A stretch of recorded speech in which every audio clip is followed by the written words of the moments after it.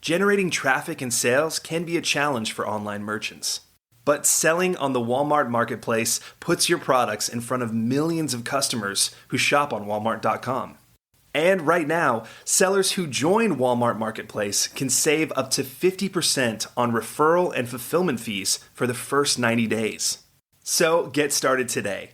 Head over to marketplace.walmart.com/savings. That's marketplace.walmart.com/savings. Welcome to E-Commerce Conversations, a podcast by Practical E-Commerce. What's going on, Internet? Eric Van Holtz here, back again with another E-Commerce Conversations.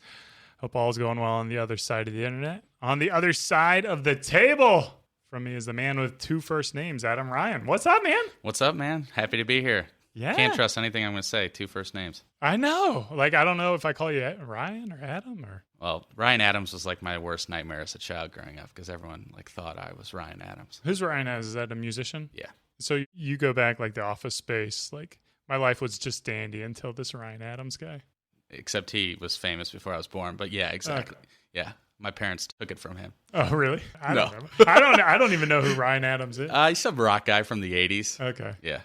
Is that the guy that did like the Three Musketeers song? All for one and one for all? Could be, but I have no clue.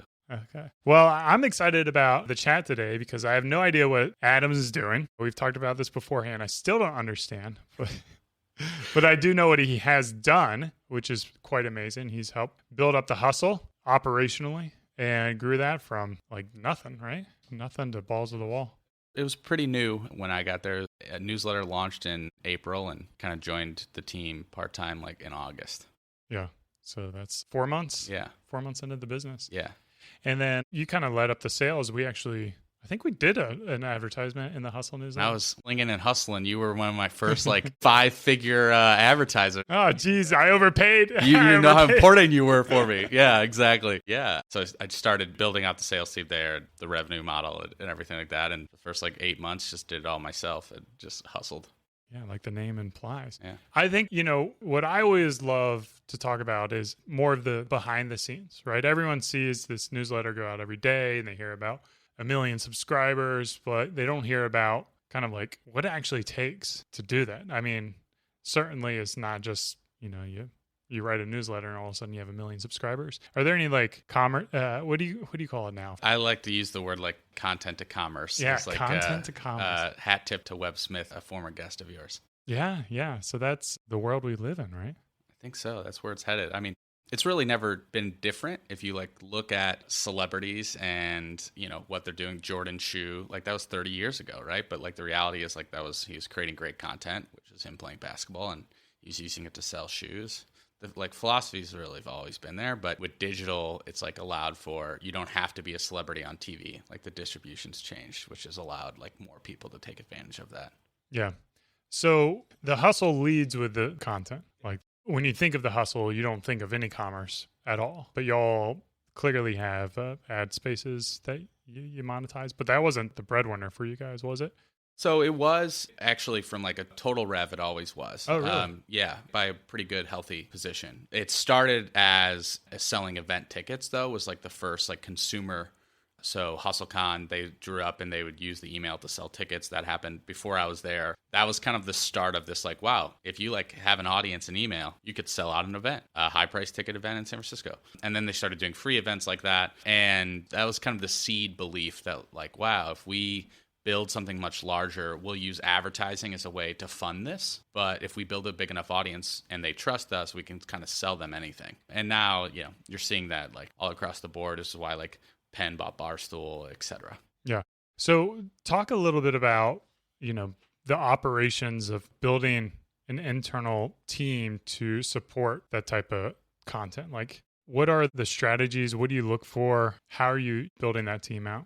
Anytime I like think about anything in business, I just like ask myself like, what are the dependencies, and then what are the variables to 10x? And like those are the only things you should really focus on. And so dependencies where we need great content, like at Always you need like great writers, right? And so like I was lucky enough, the first writer at The Hustle, I think is like one of the best content people still out there, Kendall Baker, who writes for Axios Sports now. But you have to have that. The other variable is like you need growth. You need subscriber growth. Like, how do you do that? What are the channels that you do that? Is it organic? Is it paid? Is it through influencers or referral programs? And you have to understand like how you're going to grow, and then the ad inventory. And I was part of like the MyFitnessPal acquisitions at Under Armour. So that was like another kind of content to commerce. The thought was like, if you're in front of these people trying to get healthier and lose weight, you can sell them shirts and shoes. But it's really hard for e-commerce businesses and apparel businesses to actually inherently understand the media business. Most of the time they can't. And so building out the operations there early, I think actually like building a media company first with your eye on building a commerce operation later tends to be the better operations, like order of operations. Do you feel like, as you merge the commerce into that content, like, is there a little bit of that soul that kind of leaves the organization, or do you feel like a company can still maintain like that flair and that independence that gets them there? So I think that's the hard thing to solve for, right? Like, and I think if you like look at what Barstool is doing with Penn, integrating like sports gambling into Barstool is like completely like authentic to who they are. Like, I don't think any reader and fan of Barstool questions like, oh, is the soul lost of Barstool by adding gambling? If anything, it's actually like enhanced the brand. When you're starting to like look at like, HubSpot acquired The Hustle in February. If you like look at what they're doing, it's not as aligned today. If you look at the email marketing like pushes, there's some portion of the audience there, but I don't think it's like as native as Barstool and Penn. It feels sometimes like more marketing if it's not aligned than like actual content. And I think to make it work, one of my favorite examples, company I work with is Section 4, who Scott Galloway is an NYU professor. He's like the top business professor in the country. Started Section 4, which like democratizes business education, does like courses. Well, he has a newsletter that's like his takes on business at the time. And like everybody reads it wanting to like learn more about it. Well, his commerce is courses, and it like fits really like easily. It enhances the brand. And I think that's what you shouldn't just like look at it as like, this is a way to sell more shit. Mm-hmm. You should like look at it as like, well, we go deeper with the audience that we have in like a good way. Yeah. Most of my guests are traditional like e-commerce brands or direct-to-consumer brands. How do they look at content today, and what are like the avenues that you would point them towards for how they should invest in content? Yeah, I like work with a company called Pila, if you know them. They're like pretty large phone case business. They're like eco-friendly phone cases. D2C, like 100% digitally native company, and been working with them to invest more in content. But instead of like having like the Pila blog, like no one wants to read a blog. Like, right. But like what Beard Brand's done, right? Like, I think like you've created a YouTube page that's just like very interesting and like it matches the lifestyle of the brand. Pila created like media company called Everyday Eco, where like people who are like into like green and sustainability can like get the information and news what's happening there. And it's like, it's a halo play, right? And it's longer play to build a bigger audience. They're monetizing with ads. So like they're staying cash flow neutral, cash flow positive, but like over the long haul, they're building this community of people interested in sustainability. And then recently they launched, and this is all like public, they launched a compost thing for your kitchen that like helps sustainability. And they used their community and they used their distribution, and they did like $5 million like in like 2 days of sales. And like that's the power, but like you have to do it in an organic way that like fits it. Too many people try to like fit a round hole in a peg, whatever. Square peg. Yeah, square peg. So there is another brand who I've always admired is Glossier. Yeah.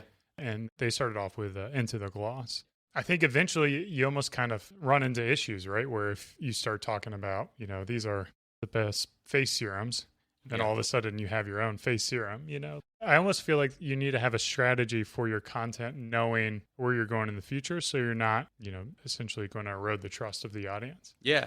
I hate using the word best in content. Like, I think it's the cheap way to get users when you like are just crazy opinionated like that. Like, that's what makes MSNBC and Fox News suck, right? Like, they refuse to not take extreme stances, and like that's why Gen Z doesn't give a shit about those publications. I think if you're creating successful content, they don't really care what you have to say. They care how you say it. You're human, you're friendly, you're likable, you're relatable.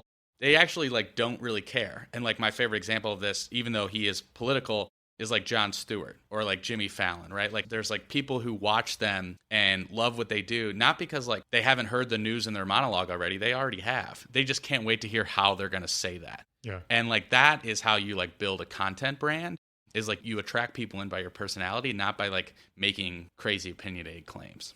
How do you find that voice? Like, I feel like it's easy to say, like, have a likable, voice in person, but it's really, really hard. Super hard.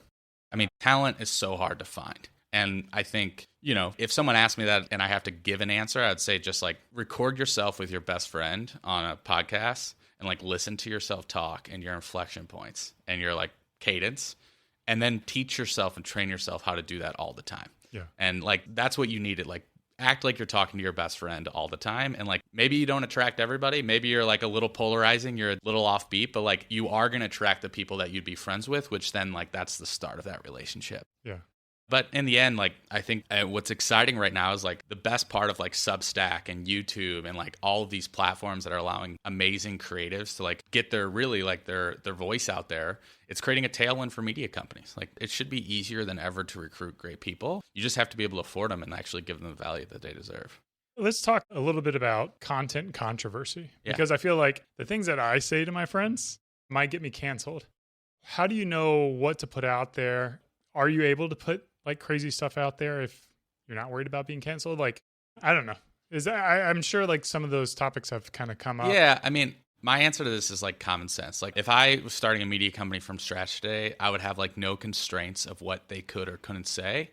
They needed to follow the values of the business that was set forth, and that should be like really clear.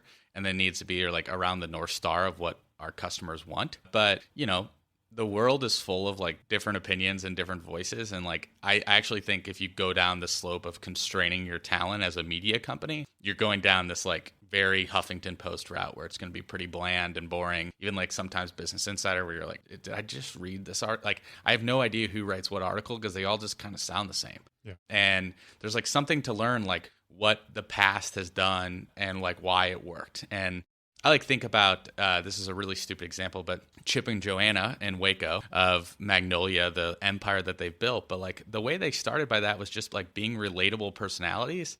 And they made sure not to like go off of the values that they knew their audience also represented, because that's what they represented.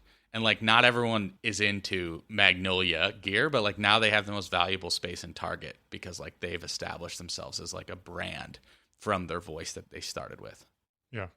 I think that's so true. The core values, the mission, what you're trying to do, as you said, like the North Star for your customers. Yeah.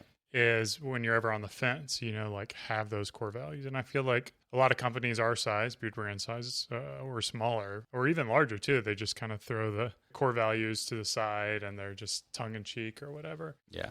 How would you guys like make sure that those core values were like first and foremost within the organization?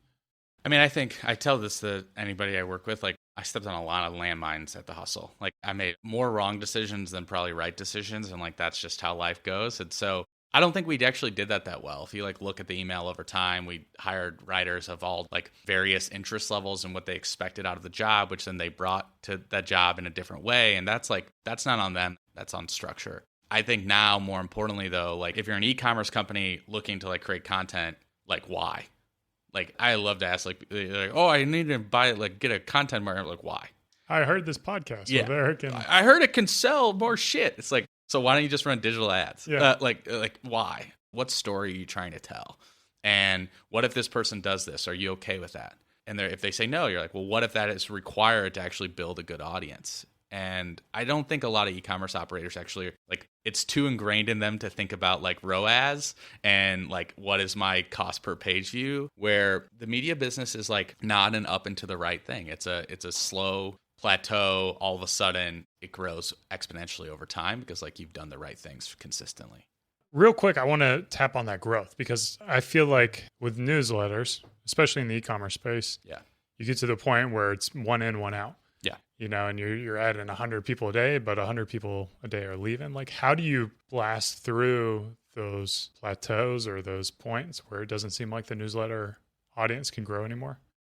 I mean, churn is a hard thing to deal with. And even like Morning Brew and The Skim and The Hustle, all the big ones, we all deal with churn. But for e-commerce companies too, it's like, I mean, I think people sometimes just forget to like put their human hat on when they go to work, which is like, so like, why would you send a marketing email like 1 p.m. on a Friday?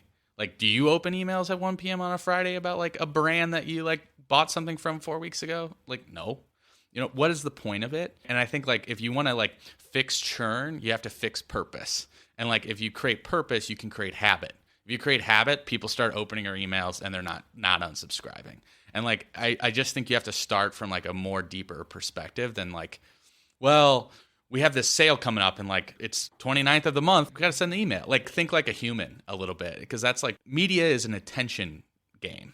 And that's like why media operators and commerce operators sometimes don't blend well. It's because commerce is all about purchase, where media is all about attention. But like actually getting those two to work together are different. Yeah, I think it's hard. I mean, clearly it's hard. Not a lot of people do it well. And we struggle with it too, where we would see when we created content for attention, we would see growth in, engagement or subscribers, but not growth in commerce. And it's like, well, why are we doing this? Like, is it for ego or, but the theory is always that it will eventually drive commerce in some certain ways, but that's not always the case, or at least for us in particular. I mean, it's true. And like, that's why you're seeing though, a lot of these software companies and product driven companies purchase media companies, because they view them as like a loss leader and they can afford it. I think like a real opportunity is like to rethink like, how can like a media company hire the best talent and keep the best staff while also not being like held to the e-commerce, SaaS gods of driving clicks? Because like in the end, my guess is that like Penn has a target of, amount gambling for Barstool. Anybody that's been purchased by anybody probably has some goal to drive more for their main source of revenue. Like you start to get away from like what made you great if you do that. So like there's a big opportunity there, I think, to like recreate that. Yeah. One thing that you touched briefly on is building the team. And we talked about this beforehand, but you built a team with all your buddies. Yeah. It sounds like a disaster in happening. Yeah. Most people like think I'm crazy. Yeah. Were you crazy? Yeah, for sure. But I would do it again. It was like the best time of my life. I mean, like working with people you love, that like you share their values, that you like. I used to wake up at like 3:00 in the morning, not out of like stress, but out of like, I literally like just can't wait to go to work. And like, that's just a rare thing. And, it's brought downsides. There's like some people that I've fallen out of touch with that I was super close with, and that's difficult. And there's other people that we've had to have like really hard conversations if they weren't working out, right? Like it doesn't come with ease, but like nothing great it really ever does. And like I think most people are just terrified of those hard conversations and like those outcomes, so they don't take it. But like if you can work with some of your best friends for 3-4 years, like day in and day out, like it's a rare opportunity. Like I couldn't pass it up. Did you like set expectations beforehand? Like, hey, like we're friends and sometimes things come to an end. Yeah, I had a lot of practice. When I went to Under Armour, my best friend and I were there together. We started on the same day, and we decided to split everything that we did. And management hated it. They thought we were fools. They tried to have us stop, but we split our commissions. We did everything no matter what. And if I sold 10 times more than him, if he did 10 times more than me, it didn't matter. We were equals. And I like learned through that process, like it takes like blunt, direct conversations, expectation setting, understanding what worst case scenario looks like up front. But once you get that done, like if you actually like trust people, it's actually really easy. And so when I went to the hustle and I started recruiting people that I had worked with and that I knew and that I was friends with and hung out and, or in my wedding, I did the same thing like up front. And some of them, it still got like really dicey, but for me, I always just had to like put my ego aside. And I think that's actually like, it made me have to be a better manager, because like they call me on my bullshit. And I think like too many managers like bullshit their way around hard conversations. And like, so I had to kind of be my best self in front of them. Yeah. I kind of feel it's a similar thing with like business partners. And we talked about this before hitting record. Like I just tweeted about this and you know what I'm about to say, but I think holding a company is cooler than selling a company. And what I mean by that is it's really like enjoying the journey. It's working with purpose. It's working with people who you love and who you trust. And the reality is, like, if we ever sold Beard Brand, what I'm giving up is my relationship with my business partners. And I love my business partners. And we've been through, those challenging times where we weren't on the same page. And now we've gotten to the point where, we're on the same page. We understand each other's roles. And someone have to pay a lot to break that up. It's like, how much money would you get to divorce your wife? Yeah. The answer is it's a lot, right? Yeah, if there's a number. If there's a number. She's going to listen to this, so there's none, honey, I promise. But yeah, I mean, I thought what you told me before, it was inspiring, right? Like, what do I have to get paid to like leave the people that I like working with, right? And like, life's too short to like not do that. And, you know, it's something to think on. I think holding a business is cooler. It's the slow, steady lifestyle. I think sometimes exiting a company can change someone's lives to enable other opportunities. Like, everything's there. But if you love the people you work with and you can meet the lifestyle and needs that you have as a family and as your friends, like, why would you sell? Yeah. And well, I just think about if you're a founder and you're entirely bootstrapped or you have like passive investors or whatever, like you're responsible for the people who you build around you. If you don't like your coworkers, I mean, that's on you, but you also have the control to fix it.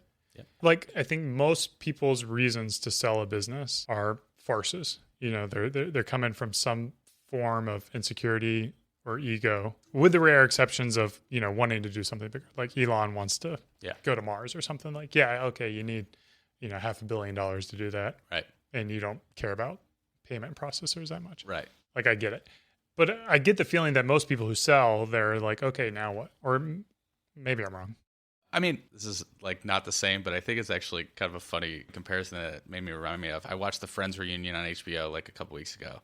And they asked Phoebe, like, they asked her, like, hey, would you, like, do it again? And she was like, you know, no, because, like, I can't play, like, a ditzy character as, like, a 45-year-old woman. Yeah. A 50-year-old woman. Like, that was a different part of my life. I think, like, that's the other thing is, like, people who start companies at, you know, 22, you're 35, you're like, this is just not for me anymore. And that's, like, a good reason to exit, I think. But I think you're right. Like, most of it comes out of, like, insecurity. And then, you know, there's great examples like 1-800-GOT-JUNK, his story. He like fired the whole team like a year or two after starting or something like that because like he didn't like who he ended up hiring. But like that takes guts and like confidence in yourself. And I also think like a lot of people don't have that either. Tell me more about that. I've never heard that story. So he just... I interviewed him. Brian Scudamore is his name. It's a great story. You should look it up. But yeah, if I butcher this, like I apologize. But basically, like he got to the point where like he did not like the team. He wasn't growing the way that they were doing it. There was like nothing that he really liked. So he just started over. He didn't shut the business down. No. And the business stayed open. Open. Just started basically. I think he kept like a couple core people. But yeah, and I think there's more than one example out there like that. But that to me is like, I believe in what I'm doing and I'm unhappy and I'm going to fix it. Like as bad as that is, and like I feel for all those people, also like it shows enormous confidence. Like I would invest in a founder like that tomorrow because like they're doing what they love and they're making the decisions to make that happen. Yeah. And did he sell the business or did he just... 1-800-GOT-JUNK's been around for like ever. I think they're like still privately owned. Really? Yeah. Yeah, it's a good story. You should look it up. Yeah, it sounds pretty interesting. I want to know what the future holds. I know you can't talk about everything. Yeah. But maybe talk about the future of the industry. Sure. Because I feel like you've got a strong pulse on that and where things are going and where opportunities might be. I think there's like this pattern. I mean, I think creators are having creators, I'm doing quotation marks, are having this moment, right? Because these platforms are like exploding and you're kind of moving from they would make money by helping other brands make money to now they're making their own money, which is really interesting because they have like natural marketing distribution. I like talked to this like really good YouTube channel, Colin Samir, yesterday, and really like inspiring. Like these guys have been making YouTube content for like 7 years consistently. And now they're finally over like 130,000 subscribers.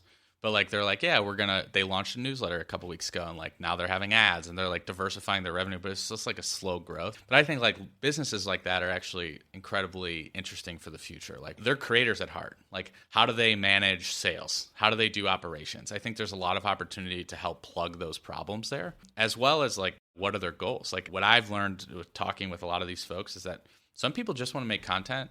But like they're okay if they make money doing it, but they don't want to have anything to do with the money side. Yeah. And other people like, look, I see like this opportunity to make like life-changing money. Like how do I hit the gas?